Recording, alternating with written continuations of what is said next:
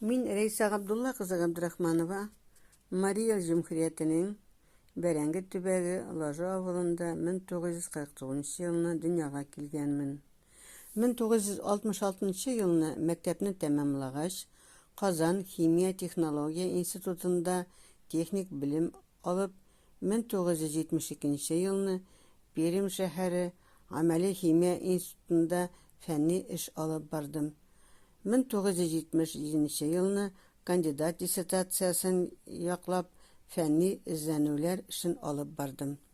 2006 елны 57 яшендә Казан Мөхәммәдия мәдрәсәсенә укырга кирдем. 2010-нан 2015 елларда Россия Ислам университетында бакалавриат тәмамлап, 2016 елны теология факультетында укуымны дәвам итеп, магистр эшен якладым. Магистр диссертациямны үзебезнең якларда 19 йөзнең ахырында һәм 20 йөзнең уртасында яшәгән тарихи шәхес Бик абыстай исламның таралышына зур өлеш керткән Ижбуби мәдрәсәсендә белем алган Рәбига Мөхәммәд Сафа кызы Сафинага багышладым. Мария Җөмһүриятенең Бәрәңге төбәгендә хатын-кызларыбыз, абыстайларыбыз арасында мәңге җуелмас эз калдырган шәхесләребез дә бар. Шул шәхесләрнең берсе Рәбига абыстай Сафина. Рәбига Сафина бала чактан бирле үзенең дөньяви һәм дини белемнәре, гаделлеге һәм югары сыйфатлары белән мине илһамландыручы шәхес дип әйтер идем.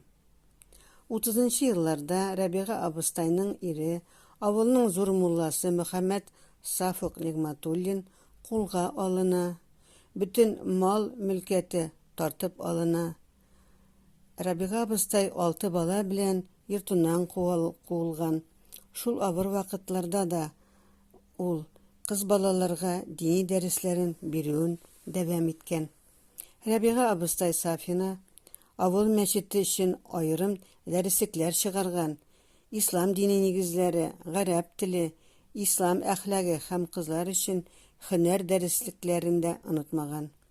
Ул дәреслекләр әлегә хәтле архивларда сакланып калган һәм Лажы авылында төзеләчәк мәчеткә бирергә дигән фикер туды һәм дә Бәрәңге төбәгендәге архивка тапшырылды.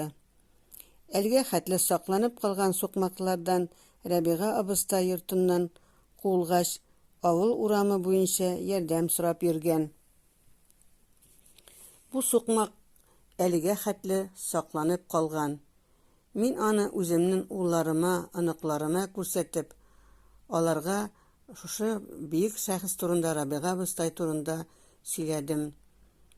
Хәзерге вакытта бу сукмактан авыл халкы өчен зияратка бара торган сукмак булып калды. Минем фәнни җитәкчем Наил әфәнде Гарипов бу тарихны диссертация итеп кенә калдырмыйча, китап итеп бастырырга тәкъдим итте. Һәм дә минем китабымның исеме «Тарихларның сукмаклары» дип атала. Әлеге авыл сукмагы тарихи шәхес Рәбига абыстай йортына бара торган гына сукмак түгел, ул төрле буыннарны тоташтыручы сукмак та булып калды.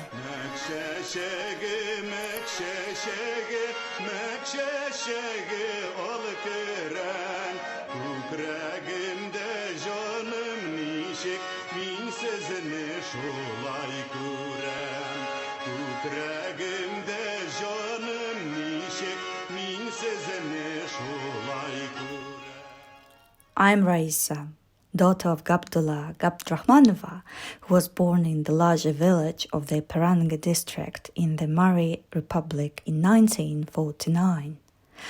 After finishing school in 1966, I studied at Kazan Chemical Technological Institute. In 1972, I conducted scientific work at the Institute of Technical Chemistry in Perm.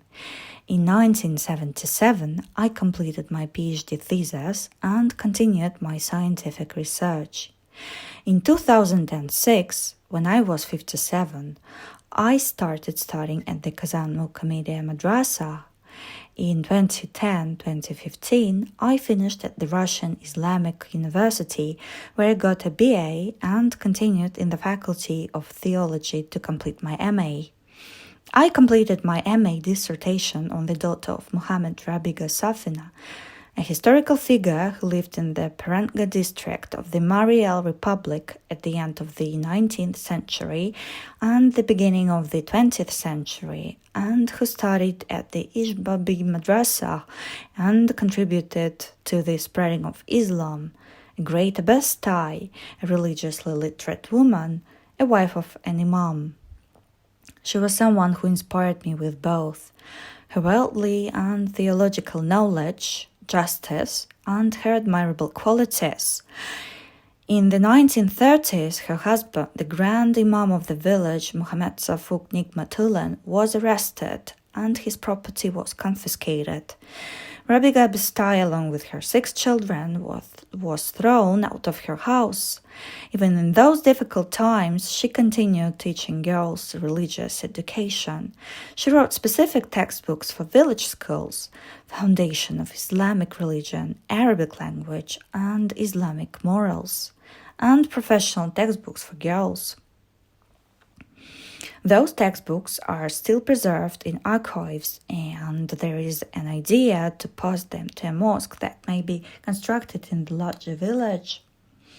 After being thrown out of her house, Rabiga Bistai walked along the village paths asking for help.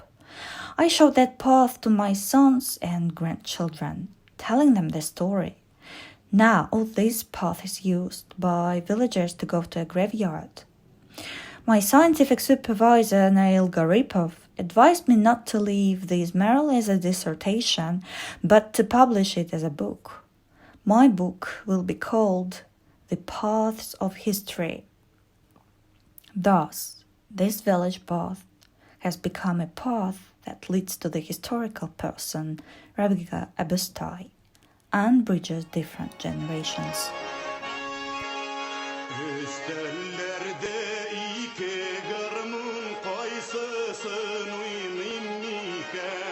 Üstellerde